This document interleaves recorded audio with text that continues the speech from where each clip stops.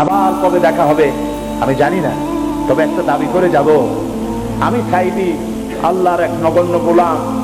যেদিন আপনাদের কাছে খবর হবে সাইদি পৃথিবী থেকে বিদায় হয়েছে, আমি আপনাদের কাছে শুধু দোয়া চাইবো, আপনারা প্রাণ ভরে আমার জন্য দোয়া করবেন।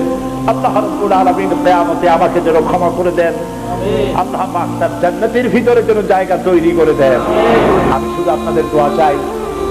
আর কিয়ামতে আমি চাই যারা আমাকে ভালোবাসলেন, যারা আমাকে মহব্বত করেন, তাদের সংখ্যা আমি জানি অনেক অনেক অনেক বেশি। আমি আল্লাহকে বলবো, আল্লাহ আমাকে যারা ভালোবাসে এরা আমার মায়ের পেটের ভাইরা, এক জেলার মানুষ নয়, অথচ আমাকে ভালোবাসে শুধু দিনের জন্য। মা বোনেরা ভালোবাসেন, মা বোনেরা আমাকে টেলিফোন করে বলে, সাহেব আপনি ডরাইতে না,